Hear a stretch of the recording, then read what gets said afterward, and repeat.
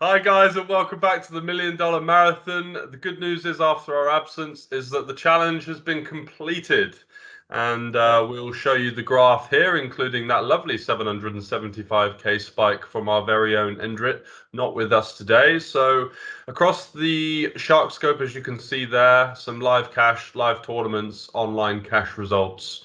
We're above the million, which is, quite frankly, an incredible landmark, and we won't really expecting it to be done by now. However, there's been some decent run good in the group, and we've got there. So, I mean, going forward, we're probably going to look to make the group a little bit more centric about self-improvement and the ways that you can better yourself as a poker player. But moving on from that, let's get into the thing, shall we? So, what have we been up to? It's been a couple of months since we posted any content. Apologies for that. Let's start with you, Max.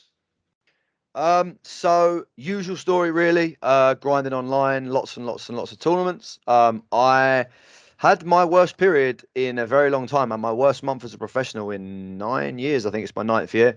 So yeah, just around whenever it was April time. I'm just trying to think because Scoop's usually May, obviously, but April, May time, I probably spoke. I think we spoke about whilst the series was going on, we were discussing it, and then I think you boys did your cash series, didn't you? So I wasn't in that podcast. I had a bad scoop in the end. It hit me hard financially, like not mentally. I've dealt with obviously down things before, but it was my worst month ever. I had I think about a 2.5 month period, which was pretty tough. But the good news is, come out the other end. Had a couple of nice scores during the APL series. Got third in another trophy event, as everybody listening knows I love to do. Second, third, every other place but first. So that was nice anyway. Your fingers, isn't it? Yeah, I just want something. Look, boys, behind me, yeah.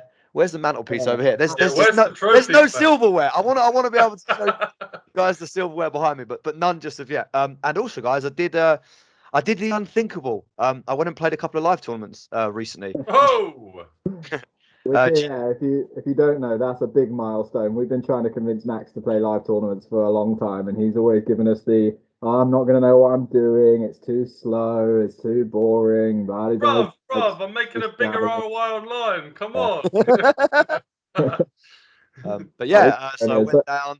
yeah, how was that? You know what? Like, so first, I cashed the 340, and we played the 1250 GKPT main as well, and didn't cash, but I really enjoyed it, which was kind of not the thing I was necessarily expecting to come out of it. I was expecting to go, it be okay, but me be like, this is so soft, I'm just gonna have to grind it out because there's a lot of money to be made. But I met loads of people, some I'd already spoke to online, some friends of friends. Obviously, George, you were there. A few of the other boys were there that are in our WhatsApp group. It was putting names to faces. There was drinking, some nights when there was no tournament the next day, which is a lot of fun. It was a bit of a social, I'm not gonna lie. More than I realized, I guess. I just enjoyed myself. So I know there was a lot of money to be made, but that aside, I just had a really good time, which I guess is, just as important, really, right? Yeah. Definitely. Yeah. I unfortunately couldn't play. Oh my I did God. Yeah. Go on, So, tell the viewers what happened, Leo. This is oh, actually fuck's sake. mental. Just Outrageous. I went to the Vic before the GUKPG started just for a little warm up because I went to America. I think the last podcast we did, I was in Vegas actually, and I was playing cash, and then I was there for another couple of months. I went to Texas and played just solid cash games for like 2 months in Texas, which was amazing. The games were absolutely phenomenal and had pretty good results for the period. I mean, like obviously expenses for a trip like that are very high, and played some tournaments which I bricked. So in the end, it didn't really end up making very much profit on the trip, but in terms of like cash game profits, I made a very like healthy living. Um, but yeah, came back was feeling pretty like a little bit burned out because I'd obviously done about 500 hours or something in those 3 months. So I just wanted to take a couple of weeks off and then went up to London to just kind of get back into the groove before the GKP started. Parked my car in the car park there at the Grosvenor. Left the casino, came back, and they told me I was banned for life for leaving my car there in the car park. So yeah, that was it. End of my. Yeah. I mean, were you chancing it sort of for a few nights, or was it? I was chancing it. Yeah, I was Uh, definitely chancing it, but I feel like it may be slightly an extreme punishment for a little bit of chancing. There could. yeah. I When I heard mean, the story, I thought, slap a 200 quid fine on there, give him a slap on the wrist, and let him play his tournaments Yeah, because at the end of the day, you've had a few, tough setbacks recently, and then also missing the GKPT main and all the soft sides. It was, it's been a bit brutal, to be fair. So that was, So yeah, missed that was. those. I've been playing online a little bit. Won a tournament recently. Played like absolute shit and won a tournament. So there's hope out, there's hope for us all. Yeah. And then I went down to Portsmouth and played a live tournament there as well, which was very fun, very soft. Had a like semi-deep run, got final two tables, but ran into Was it. that a four-figure cash? Just under, yeah, Yeah. just under. I lost money because I had 4 bullets. So going up to Manchester tomorrow to stay with Endrit. Actually, I'll be staying with Endrit for about 10 days and gonna play the whole GKT up there. Luckily, it was only a local ban at the Vic, so I'm still able to go to the other Grosvenors, which is like, Oh, that's perfect. I didn't realize that. That's even weirder as well, though, because it's like it was so bad that you can only not go to one of our casinos, but it wasn't actually that bad at all. Yeah. And yeah, it's funny what you Yeah. said about farm two tables and not profiting on the 400, because my first tirade into live was the 340 GKBT side, which I had 5 bullets in, which included me flicking day 2 for 8 bigs. So I never Yeah, thought I'd ever do in a I tournament. mean, I had 2 bullets in very quick succession at the end of Yeah, the day one. exactly. Literally, like just rebought, busted second hand, straight back to the desk. And You I was have just, to, don't you? oh, You just this can't thing. like you can't sit at that table, because this is the thing with me not having any live experience. Anyone watching knows. And even then, after 2 bullets in the 340, I was just straight back over to the desk. I was like, I can't not keep firing this tournament. It's so soft. It's yeah. And obviously, you boys are all right, like you say, Leo. You've been trying to convince me for a while to play live, but I just didn't realize, hot knife through butter doesn't even describe. It's not even close to that stuff. Like it's way softer. Like it's It's a outright. completely different game, isn't it? You just no thought in a lot of Yeah. spots, like as in no thought or completely the wrong, just emotions tarnishing judgment. And this was, just in a small, not sat at the same cash table like you've been for 16 hours sometimes, and you can see someone get riled up. You boys have kind of told me, as in just you can just kind of see it. A guy gets 3-bet twice and he can't wait to 3-bet that guy or call him and bluff him, and it's like just if you relax. Yeah, I think that's born from the fact that they just don't understand hand samples, like a lot of things that live players and even live pros I've spoken to are just like, oh, that guy's really active. And I'm just like, you've been sat on the table for about 45 minutes. Do you know what I mean? Like, why couldn't he have not just picked up a top 25% hand every time? Yeah, Exactly. Yeah. I had a spot when I was deep in that tournament on the bubble. I free bet a guy like one orbit, and then literally the next orbit free bet him again when he opens under the gun. I free bet him under the gun. Like last time it was button versus cut off, and he folded, and then this time it was under the gun versus under the gun, and he decides to just pile in 18 bigs on the stone bubble with no fold equity with a pair of eights, and I was just like, oh, you just lost your mind just because I free bet you once before, and I'm kind of young, and you've looked at me and gone, well, he's just bullying me. He's got more chips than me. Like they do, they completely lose it, and I do think it's a different game as well. You see online people's games start to change. They develop over time. They adapt a bit. People start to fight back, even in a very short kind of space period of time. People will start to kind of adapt. Whereas live, you'll play somebody that you played 5 years ago, and they're still just doing exactly the same things that they've been Same doing. stuff, yeah, and I think that's just because of lack of repetitions and also, lack of real thought going into what they're doing. It's more of a recreational activity. They're just there to play some cards, throw some chips about, and I think that's if you're watching and you're really wondering, oh, I'm playing a lot of live and I'm getting down the same kind of pigeonholes as I have in the past. The key is to have some critical thinking about what you're doing and why.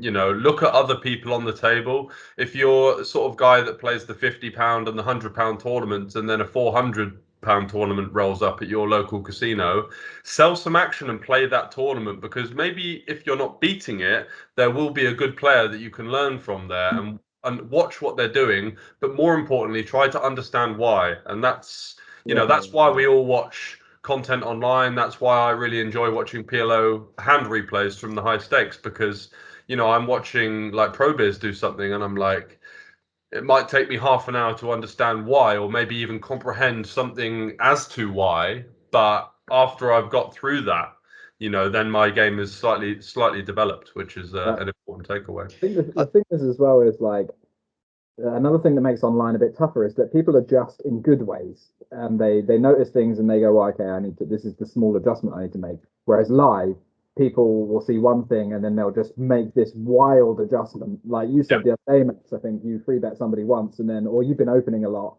and then so the guy decides to just free bet you when you've opened under the gun with ace four off. Like you've kind of got the right idea, right? I should probably free bet this guy a bit in position because he's obviously quite aggressive. You've just chosen the very first hand that you can find. The very first time you're on the button and gone, well, I've got a button ace. This is fine. Yeah. The reason why it was interesting as well was because, like, with my very limited like live experience, I've never been on a featured table before or on a stream or anything. And both days of the 1250, the first day and then the first table of day one, I was straight in, and then day two, my first table as well, I was straight into the live stream. So I got to see it because obviously a couple of the boys are watching, and I'm getting messages about, it's half an hour delay, but I'm getting messages about the hands. And there was this one guy in particular who, ironically, I'd been told was an aggressive regular, but he's just launching it off against me. Like, absolutely launched it in two spots where I just think online that would never happen. Another good regular would just never do that. And I think partly it's because he's either been told, because obviously no one knows who I am live unless they already know me or they've watched the podcast, right? They're not going to know me from a face like they saw me in another tournament because I played two comps in the last decade or whatever. So it's like they've either been told he plays online, he's quite aggressive, like watch out, maybe, or they've watched the stream and seen I've opened King 7 suited from middle position and they've just decided, because that's a fine open, but they've decided this guy's crazy, so I'm going to go after him. And it was kind of like, okay then, but you've way over adjusted. And also I think with live as well, it's that online, right? If I'm supposed to 3-bet Queen 10 suited and I get Queen 9 suited, I might 3-bet Queen 9 suited sometimes the exact pit below because that guy's extra aggressive. But I think what happens is, or if I got Queen 8 suited though, I just fold and I've got 6 more tables to deal with. I think live, you've been sat there and you've watched me, who looks like the young aggressive regular, win 3 pots in a row, and now you've got anything that resembles something you can bluff me with. The fourth time I open, I think they have to take it now because I might not get another ace for half an hour because that's live, right? You can just fold for an hour, and I think that's what it is. I think that people don't use the right combos because they're so desperate to get a bluff in now because they want to win a pot. They've been card dead, even the regs, they're bored, they've sat there, the table's quiet, they've been folding, they get something that they shouldn't really play, but they want to play a pot. I think they do the same thing with calling in the big blind. You see a guy defend 3 ways, and it's like, well, he's folded for half an hour. He's a bit bored. It's suited. Is it a call? Probably not. But I want to fucking see a flop. This is what the point that you're touching upon is one of the reasons why, if you can have endurance in live cash, you can make a lot of money because people who are there and don't really understand the game as well as like a professional, or they're there because they're recreational, they're essentially there because they want some action, right? Maybe they're not having fun in other parts of their life, or maybe they just enjoy poker as an activity. And so, yeah, Max, you're right. You'll see them maybe lose a couple of pots and then they're 3-betting every hand, or some other type of players lose a couple of pots and then they're just cold calling every hand, trying to hit a flop that they can get the money in with because they're frustrated. Some people just tighten up and never play a hand for the rest of the session because they're already down half their buy-in, and I don't want to give that away. That's what you've got to notice. And what we were going to talk about today is, understanding things in live poker that may not come as obvious if you're playing online. So I was going to talk about using live cash as a staple for being a traveling professional poker player, because we've all done it, right? And we've all done it, especially me and Leo, at the start of our careers. We've got a little bit of tournament experience under our belt online, maybe done pretty well in the micro stakes, done quite well in the low stakes. You got a little bit of a bankroll behind you and you think, right, I've got enough money where I can travel to some other country now, go and play a live comp here, go and play the series, then I can go to that one and then I'll fly over and get that one. But what you don't realize is essentially the core concept of an ROI, which is obviously relevant in live and especially live compared to online.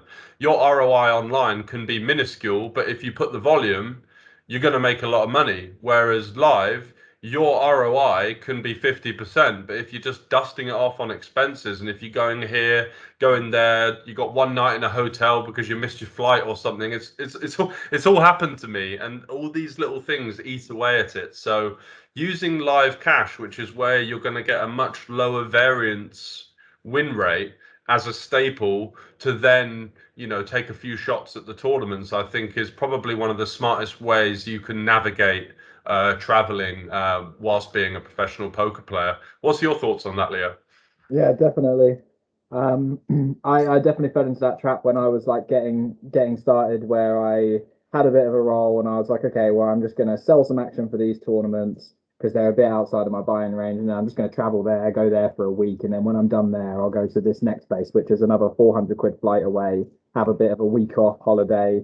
And the thing is, as well, is like even if you're beating live tournaments for a high ROI, let's say you're in like the 50, 60, 70% ROI area, and even in a Yeah, £500 tournament or a 1K, you're not going to realize that ROI all the time. You need to have multiple bullets. You need to play your volume. You need to play a huge amount of volume, like you said. Like you can't just turn up, play a couple of tournaments every month, and then go to the next place, rent your villa with your mates for 2 weeks, and play 4 tournaments. Like you have to go somewhere, knuckle down, play every tournament you can, play as many billets as possible, keep your expenses low. Um, Bratislava was obviously a great place for that. We both loved it there, all love it there. Hopefully be going back soon, where yeah, you can just go and you can get a nice cheap apartment, cheap food, cheap travel, constant supply of tournaments, and that's where you're going to start to make your money. Like yeah, even if the tournaments are smaller and your ROI is a little bit lower, you're still going to make more because you're just spending way less. You're spending less time, which is hmm, really important. Less time doing things that are not poker. There's so much time involved in playing live where you're not actually playing at all or doing anything related to poker. You're spending 2 hours at an airport and then another 2 hours the other side after 6 hours on a plane. Then you're in a taxi. Then you're trying to sort out your Airbnb. Then you're doing all your admin booking for your next Airbnb. Then you're trying to find a tournament series. Then you're getting an Uber to the tournament. Then you're queuing up to register. Then you're waiting to get a seat because you're on the alternate list. Then there's breaks. Then there's, I've busted and the tournament late registers closed. I've got to wait until tomorrow. There's so much time not spent playing yeah. poker that you really need to just like hammer the volume. Otherwise, you're just not going to get anywhere. Yeah, One, and all of that culminates in something called decision fatigue, which is something I was listening to a podcast by Jay Shetty on the other day, and he was talking about this a lot, and it really resonated with me with regards to poker because I was thinking of the amount of times I'm just rushing around like a headless chicken, making this decision, making that decision, booking that Airbnb, doing this, doing that. It's been 3 weeks and I've not even looked at the PLO solver that I'm using online. I've not done any proper work. I've just been sort of blasting around, like playing a bit of cards here and there. But am I a traveling nomad or am I a poker player? Like what's going on here? So yeah, it's really important to, in my opinion, the most cost-effective way to do it, and with someone that I'd describe as having like a medium-sized bankroll, I'd prefer to go somewhere for a month. You get the monthly discount on Airbnb. You get within the community. You might even find out about some good private games that are like lurking around. If you're there for a week, you got no chance. You're just going to be playing in the casino with people that are also there for that festival. And I think the wages to be made when you're traveling are actually often outside of the festivals because there's a lot of competition. People, like there's a couple of guys in Bratislava coming from Poker Code, obviously really good, well-respected players. So you got to jostle with them in the slightly bigger cash games, and that's only eating into your ROI, which is already getting hammered by all of these expenses. Yeah, So set yourself up somewhere, look at the local landscape, and sort of get accustomed to it. Would be my advice. yeah. I mean, I, Max, yeah. you're quite motivated now to you're saying about thinking about trying some of the WSOP. Like, what's next for you? Well, I was just going to say that this is funny because obviously you boys been traveling live pros for a while, and even in my my week experience wading into the live scene, even then like I found myself away from home for a couple of days at a time, Yeah, like not really at one point I wasn't even sure whether I was going to stay at mine, or luckily a couple of the boys had an Airbnb that happened to have a spare bed in it, due to you not being there actually, Leo, wasn't it? Yeah, sorry, mate.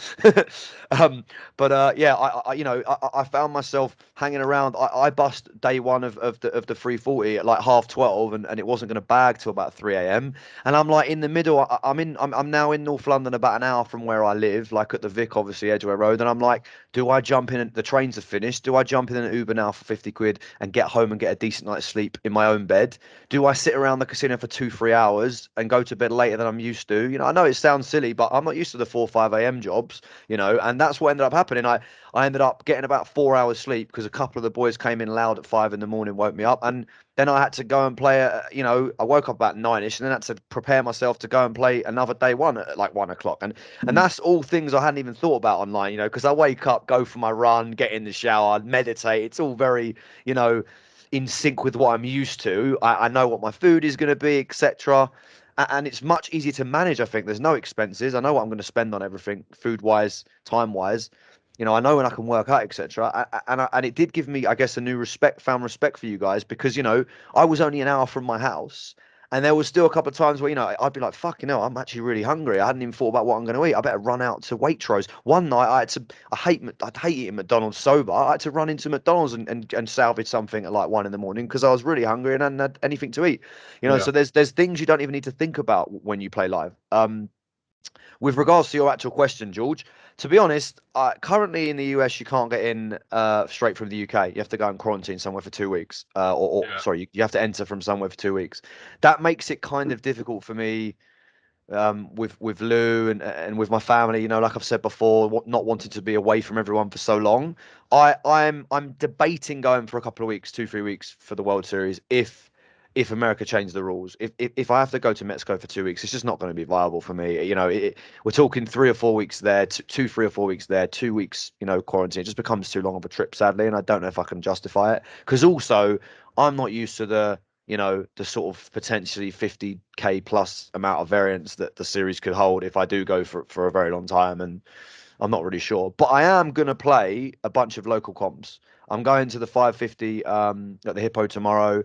There's GUKPT next week in Manchester. I may travel to. If not, there's like a 400 at the Vic. All this stuff I wasn't even aware of a few months ago because I wasn't looking out for them. But there's loads of decent comps. I like to think I'm making £300-400 a bullet in these tournaments. The 550 at the Hippo, hopefully. So it's still worth me going down there. It's a decent little hourly, and I get a bit of live experience. So yeah. Yeah, I mean, how do you feel how do you feel about foregoing a Sunday for a live day two? Because it's at your level, that's quite a significant sort of takeaway, and we're talking about live poker, and obviously, if you're well versed in both senses of the game, it can often be tricky to work out where you're better hourly or what's going to be better for you, in terms of that decision. Yeah, it's a good question, mate. I think it's a really good question. Let me just have a quick think about it. What I think basically is at the moment, I'm treating live as I want to get some experience because whether it's this year or next year, any live tournament player, immediately in the back of your head, you're thinking the EPTs, the WSOPs, Yeah. and all that kind of gig, right? And that's where you can make obviously serious money. A lot of you boys, the boys in the group, have had your biggest scores have been live, not online. There's obviously good money to be made. We know lots of people that have had big 6-figure scores live that haven't online because it's tough online. It is really tough, right? So I'm thinking that eventually, if that's where if that's where I'm potentially gonna head, to give myself that chance, I need to do things like play these local 400s that might not be that sexy with 10-20 grand to first to Mate, get I the mean, confidence 20 and grand for experience. first in a tournament like that's unreal. Like this port Absolutely, I just absolutely. went to is like it got 25k for first, about 250 players or something like that over the space of 3 days. The difference between another big difference, which I think people overlook in these live tournaments, is when you play a tournament online that's got 3,000 runners, you play against 3,000 runners.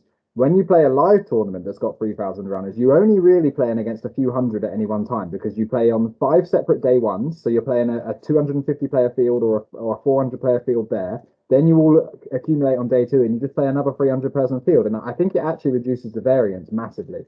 And it's something Yeah. that's kind of overlooked. So you go to this tournament in Portsmouth.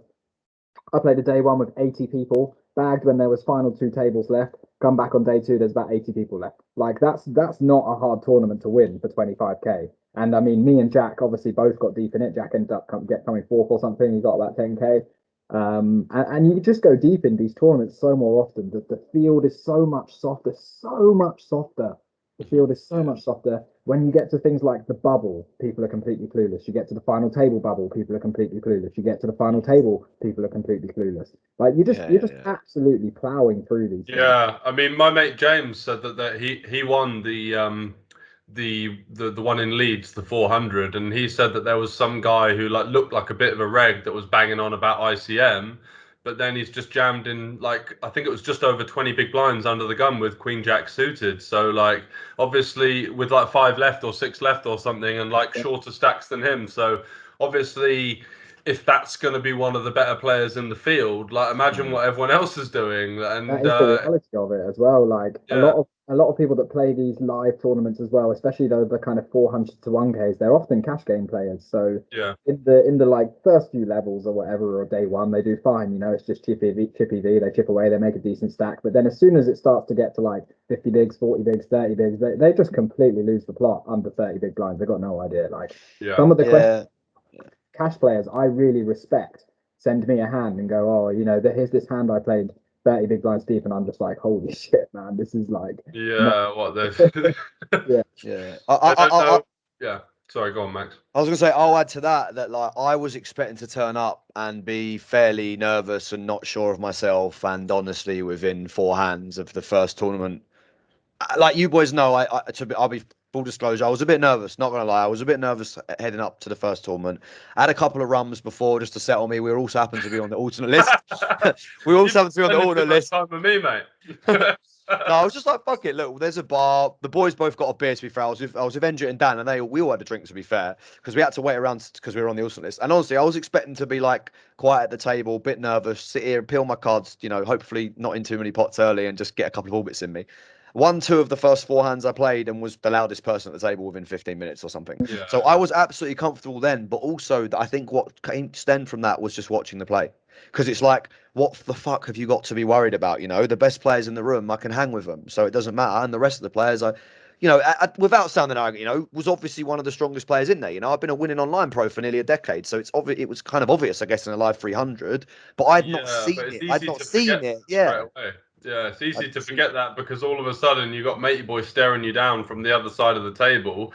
But what you don't realise is that he doesn't even know what he's looking for. He's just seen it on TV and he thinks it to be Yeah. like the winning strategy. Like, I I don't think remember, that. Max, you were very nervous about, but the things you were getting nervous about, I was just like, what are you even talking about? You were like worried you weren't going to be able to find your seat if they moved you, or yeah, worried that it was worried crazy. that you weren't going to know what the values of the chips were, and you were going to put the wrong bet sizes out and stuff It like was this. I was crazy, like, mate, bro. you just got to forget about this and just go and look at the cards, look at the board, and it's all going to make sense. You know, Yeah, it's it like, did. It did literally five hands. I will say this though, for anybody listening who's like played online for a while or started to play online, is a bit nervous about playing live because of things like understanding the chips, don't want to fuck up, don't want to act out of turn, which were the kind of things I was a bit nervous about. Like you say, Leo, really stupid shit. Which, first of all, people act out of turn fucking every couple of levels. It seems like someone does it. So first of all, everyone laughs it off and it's fine. Second of all, especially in a low stakes live comp. Second of all, it did take me, I will say, boys, it did take me a couple of hours to get quickly used to counting stacks. I'm not going to lie. I am used to, there's this many chips in the middle. PokerStars tell me I've got a button for each fucking percentage. I don't need to do any thinking about it, right? And then it's like, how many is that? A stack of 8 or 12 500s? And, trying to quickly work it out. And a couple of the Irish boys I met who I know online, I hadn't met yet, said the same thing. Like, the people at the table think they're getting like they're all these ranges are going through their head. But my mate Connor's saying to me, shout to Connor, by the way, one of my students. He's saying to me, I've spent 30 seconds just trying to figure out what everyone's stack size is. I'm not even, a range hasn't even entered my head yet. So for an online player, there is a few complications there. yeah. But you get way more time to make your decisions. So, like I say, anyone who's unsure about going to play a low stakes live tournament at your local casino, just go and do it. The dealers are really helpful and friendly. Like, if you're struggling with something, just ask the dealer. What ridiculous mistake did I make? Yeah, I was trying to work out what the size of the pot was. I said something like, "Is that 900 call?" Floor comes over. I've got a call now. Didn't mean to, did I? Like, stupid shit's gonna You happen. got it. Stupid shit's gonna happen. But like, it's fine. It's all fine. And like I say, the dealers were actually, apparently not all of them were, but the ones on my table were really friendly and helpful with everything. So if you're thinking about doing it, just go and do it. It does take it is a slightly different mindset. Like you say, there's so much stuff online where you don't even have to think about it and it's just gone and you can really focus on the poker. But I think I definitely developed this just sort of base way of dealing with live hands, where I'm always know how much is in the pot. You just become very natural at working out how much is in people's stacks just by looking at it. It just comes from experience, like you say, you just got to sit there and do it a few times. And yeah, it gets easier and easier. So don't worry about it too much. Like you say, if anybody's like nervous about playing live, but you've been doing all right online, like you won't regret it. Just get down there. And if you're that worried about it, just go and play a cash game, jump in a 1-1 game or a 1-2 game, get a bit of experience counting stacks, keeping track of the pots, staying in line with the action and stuff like that. And definitely, but I'm sure Max now will recommend everybody goes and plays live, even though it took us about a year to get him to go and play himself. Yeah, like I look direct into the camera. Like if you're thinking about it, go and do it. Go and do it. I Yeah, promise you. yeah. I promise you. Go and If you're struggling, if you're breaking even playing micro stakes online, you're winning in your local 300. Yeah, Go and play it. And when I say that, people will be behind the camera going, "No, I've got $1,000 roll online. I don't play higher than $5, and I'm struggling to win."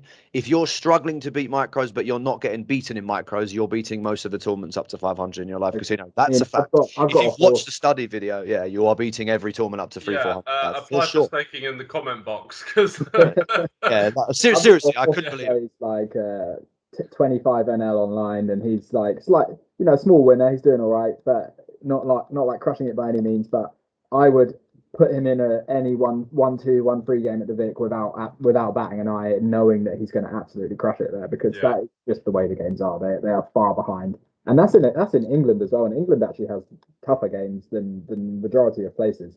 And you go to Yeah, somewhere like like even America, and these regs.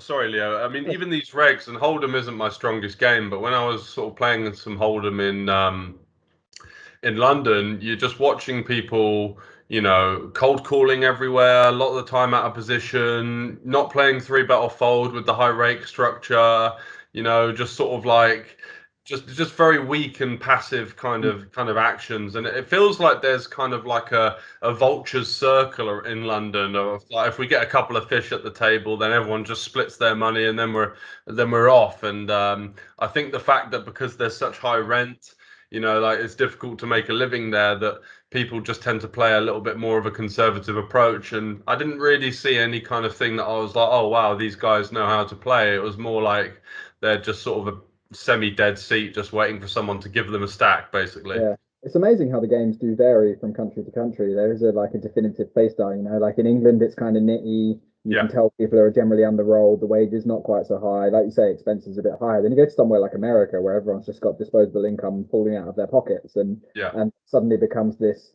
aggressive game. But it's not even tough aggressive. It's just like people are there. splashy. They just want to put money in all the time, and Yeah. they've got reloads in their pocket, and they don't care. Hmm. So yeah, I think Max, you never actually got to answer the question about how would you feel about giving up an online session for a live day on day two, or a live. Yeah, I was going to try and cipher back, so I'm glad you pointed us back there. Yeah, basically, what we ended up, it was a good sidetrack. But what I was trying to say was, at the moment, I'm using it as kind of like I say, as practice for like hopefully something bigger in the future, or even just maybe I'm making £100 a bullet now, and I can make that 300 or 400 eventually. From a few things you've spoke about, Leo. Like you just and George, I've heard you both say things like like the way that someone, how quickly they acted, timing tells, and the way they picked their chips up, and you saw them do it once, and maybe you make a tight fold or a really loose call based upon that. That will obviously come. I'm using it all as practice. I think that, like I say, at the moment, to answer it, I think I'm happy to sacrifice. I will be making, I would assume, more on a Sunday, obviously, full session than I will from a 300 comp day two, maybe with 20 left. Yeah. But, this Hippo one, I'm assuming is going to have 300 runners, probably, 50, 60 at least to day two or something. So I assume it's, probably not going to be, I'm not going to be making thousands and thousands unless I bag chip lead or something. But I think it's just a long-term game, right? There's loads of Sundays. I know I can make money online. This is something that if I work hard at for the next 3 to 6 months a year and get, 20, 30, I'm trying to think how many, 20, 30 live tournaments under my belt maybe in the Yeah. next year or so, it might open up a whole new kind of Yeah, thing for probably me. have Whereas, some. yeah, So just to make a point there, so let's say you're playing the Thursday day one of like a multi-day live tournament, right? And you've got the yeah. Sunday day two. You're there on a Thursday. You've got like two levels left, and you've got 20 big blinds, which is like not even two stacks. Is that going to affect the way you play because of like the opportunity cost of taking a small stack through and then not realizing your online EV on that Sunday? It's a great question, and I actually was speaking to someone about it the other day. I can't remember who it was. It might have been Jack. I'm not actually sure. Yeah, I think that someone was saying it the other day. Oh, I don't know if I can be asked because of it was no, it wasn't. It was shout to John, my Canadian friend, very good player. Anyway, it was him if he's listening, John.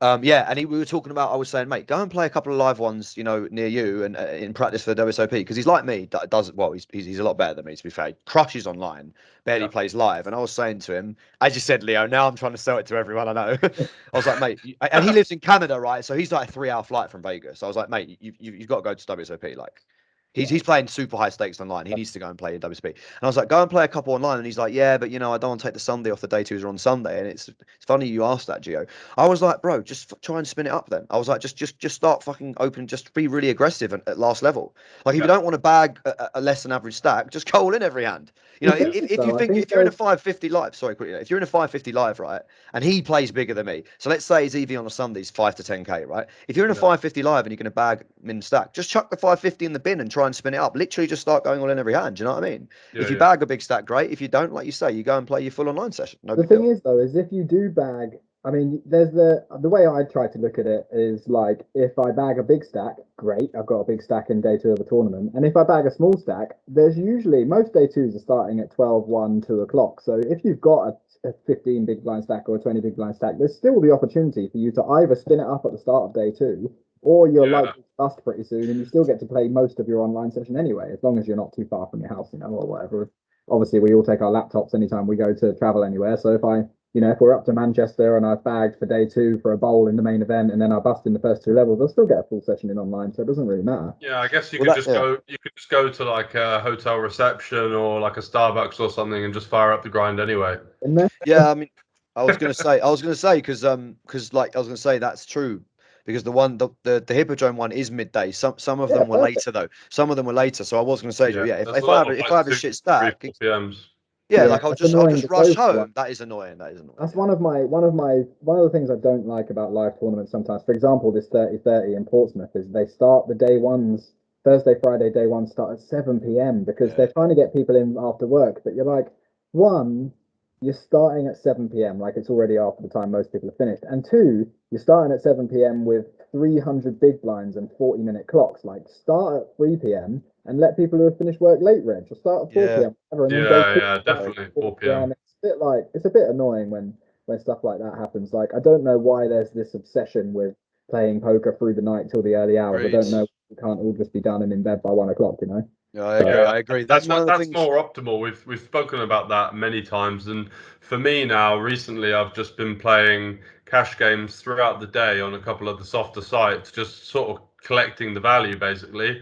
And I'm in a much better mood and mindset, I think. Whereas when I was sort of in Mexico and in Croatia, grinding through the night and just not getting results, getting up, it's 1 p.m. Logging on.